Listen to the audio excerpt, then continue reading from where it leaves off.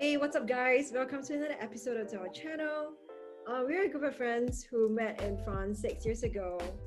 We gather people here to share experiences on study and work abroad. So if you haven't already, hit subscribe to not miss out on upcoming videos.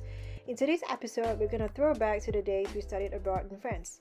Do you guys actually remember what was your first week in France like? Oh. A long time, right? Well, on my side, I have to admit, I didn't have many worries during the first week. I know a lot of students did. They were like looking for their accommodation, or they had bank problems, or they couldn't get like a internet, Wi-Fi, or whatever. But for me, it was actually pretty cool. I already had my apartment. My parents were with me, and they helped me. So one of the highlights of this first week was that I was discovering the French cuisine, especially the French pastries. Oh my God, heaven. Like literally every day, éclairs, religieuses, pain au chocolat, and etc., etc. It was magnifique. Which was your favorite? I have to admit the éclairs au chocolat. That's like I can have this like 3 times a day. And Paris, if you guys need any addresses, let me know. I know the best ones. Awesome. Where do you stay right now? In the 7e also? I was there until May. Now I live next to Saint Michel, like right next to Notre Dame. Oh la la. If you want to come, I can host you. I live in a small studio, and apparently I share the house with a mouse. But if anyone wants, like, you're welcome to sit at my place.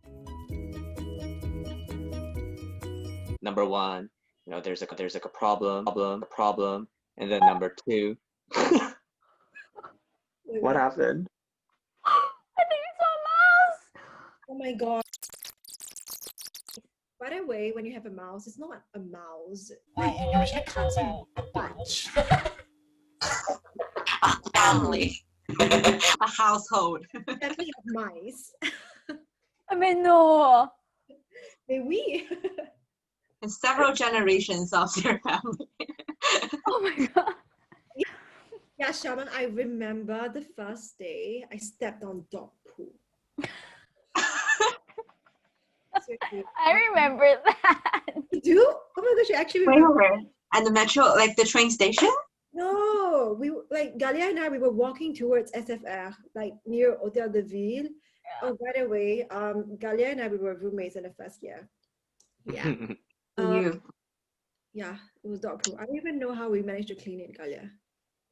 I think we just walked. It eventually fell off. And there was some grass. I remember there was like grass around. Yeah, I just squat my my shoes with dog poo against the grass. Like, yeah, it's crazy. But okay, jokes aside, I'm from Singapore, so it's always been very tropical. We don't have the 4 seasons. The coldest day was probably like 24 degrees when people start bringing their hoodies out and stuff, and it's just 24 degrees. So the first week in France, it was horrible for me. I didn't know, like, I had a heater to turn on, like begging to be turned on. So the first few days, I actually slept with my windows open just because I was used to having ventilation in the room. I was wearing 3 layers all the time when Gallya was in her bikini at La Plage. And I was like, girl, are you crazy? It's like 15 degrees. Yeah, but she's from Bulgaria, right? She wears bikini when it's -10. But come on, you live right next to the ocean. You have to like swim inside it, right? Yeah. And I have to say, Jenell, you were wearing like sleepers for the whole winter. And that's like a spectacle in the So excusez-moi. Yeah, true. That's true. Yeah, but it was after I got accustomed to the cold. But yeah, you're right. I should be proud of that. I was the only one in flip-flops in school. Yeah. Singaporean pride. That was such a shock for me because like when I saw Jenell first like wearing flip-flops to school, I was like, wow. It's a special talent. I don't know. Is it because it's too cold and you guys don't do it, or? I just think you don't wear flip-flops apart from the beach. Well, to be fair, in Canada, a lot of people wear flip-flops to school, like in high school. It's just that for me, like my parents are Korean. They're like super strict. And for them, like flip-flops, as Gallya said, that's only for like the swimming pool or like the beach. Like you don't wear flip-flops to school. Like I remember having like huge disputes about that with my parents too. Sandals, yeah. David, how about sandals? They wear sandals, but I don't know, like I don't recall seeing my friends wearing sandals to school. Well, I Yeah. mean, there there's ventilation and you won't have stinky feet after. Oh, fair point. So eventually, I was freezing for the first week, and then it was not before like Galia told me. I was like, Janelle, what are you doing? There's a heater here, and I was like, what's a heater? Like, it looks like a block of like a metal thing. I wouldn't know, right? And then she's like, yeah, this is how you turn it on. So I'm like, oh, the world is safe. I don't have to sleep in the cold anymore with the windows open. Yeah, so guys, I was 19 and you know, so Yeah, I remember, but like every time you open the door of your room, it was like a sauna, like literally a sauna inside. That's hilarious. Yeah, fun times, fun times. What about you, David? My first week in France was actually very stressful. And I remember it actually very clearly. It left such a deep impression in my mind because it was my first time in France. It was like my first time like leaving my family and like, just like doing everything by myself. And I remember like arriving at the Paris airport and then I took the train to Le Havre. And that day I remember meeting my landlord. So my landlord was really kind. He actually like came to the train station to pick me up with my luggage and like drove me to the apartment that I was supposed to stay at. So we arrived and then like I signed the contract, he explained everything to me and I didn't even understand like half of what he was talking about. And then he left.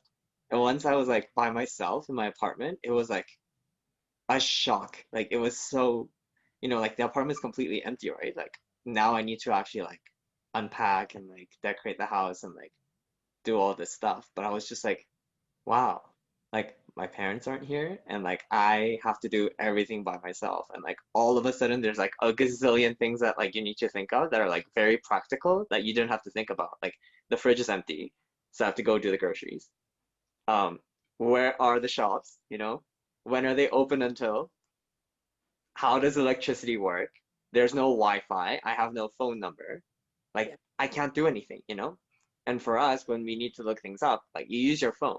But like I just got here, so like there's no internet. Like I can't even use my phone to look these things up.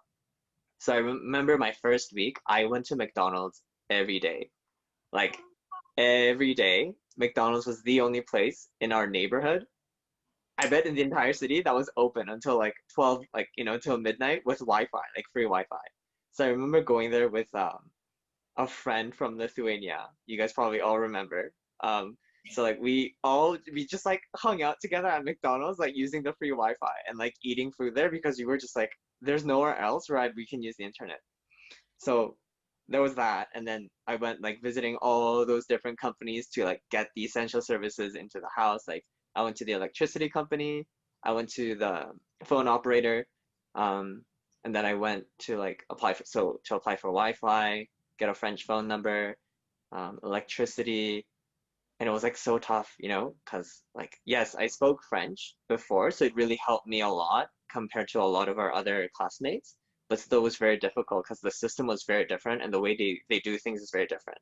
And also I didn't know that it took so long to just like get basic services into your house, like electricity, it took like 2 weeks. I don't even remember how I survived for the first 2 weeks without electricity. And Wi-Fi was like, yeah, your appointment date is like a month from now, Yeah. which meant like, oh, so I have no internet at home, for a month. And like thinking back, I don't actually recall how I survived like the first few weeks. It was so difficult. Like there were so many things that we just took for granted living with our families. And then once you actually move abroad, you are like responsible for everything. And also like the way things are done is just so different. And it really like takes time to understand. And I actually totally understand Janelle's confusion with the heater because I'm Canadian, but our heaters are very different. Like our houses are equipped for like the winter. So we don't have those metal things. We have like a central heating system in our basement that heats the entire house with like little vents everywhere, but they're like on the ground. You don't really see them. Yeah. So you have like warm wind coming in throughout your house. So you don't even have to think about like Oh, nice. there's no like visible thing, at least in my house where I come from. We don't have those types of things. So me too, like when in the house there was like this metal block and I was like, I've seen those in movies, but like I just don't know how like those things work, you know? And there's like so many buttons that you have to press and I was like, I don't understand how it works. And also I feel like they're not very like efficient. That thing just like warms up the immediate like 2 meters around the metal block. But like the house, it takes a super long time for the house to actually warm up. Whereas like in my house, I just have to like press a button, like desired temperature, and in like 10 minutes, my entire house is super warm. So like just like those small things, I think it was so stressful that it really like leaves you a very deep like mental imprint in your brain of settling in a very different country is very shocking.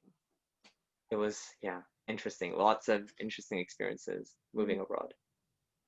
Yeah, it was a very rewarding experience for all of us, I bet. I think it's essential, you know, to like get past this stage. It completes you as a human being. Like this experience is just so important to know how to get your done, right? Like nobody's going to take care of your utilities, sign you up for your Wi-Fi, make sure everything is comfortable for you. You're on your own. I also feel super excited to like discover new things. And one thing I feel so painful is that whenever I go to supermarket, like in my mind, I just automatically transfer all the like euro money into RMB. So I was super cautious in paying everything. I feel like I'm living such a luxurious life in France because everything comes so much in RMB, you know. And that's one thing. And now like it took me really long time to adapt to like the euro system.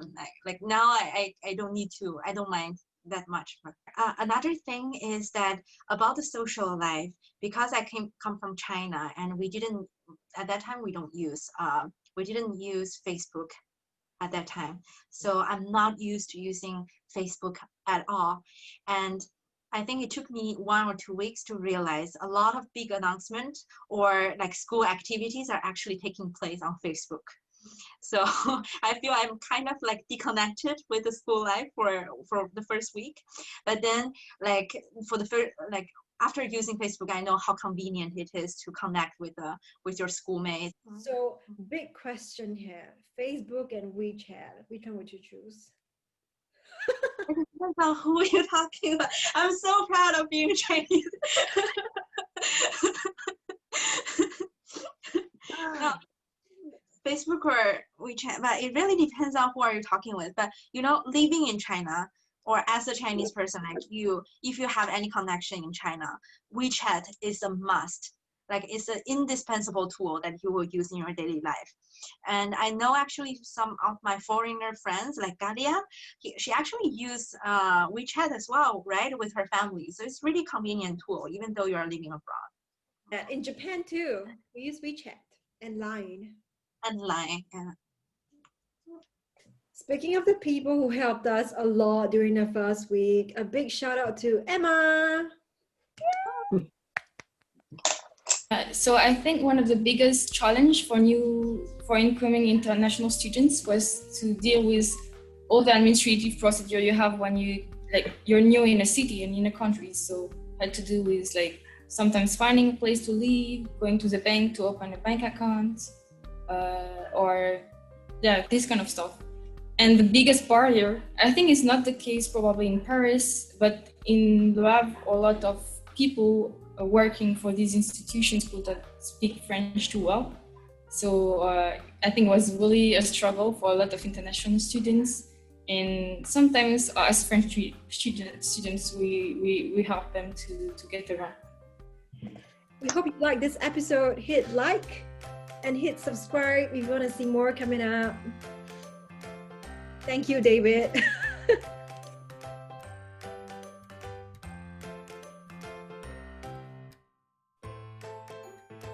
I'm so proud of my Chinese.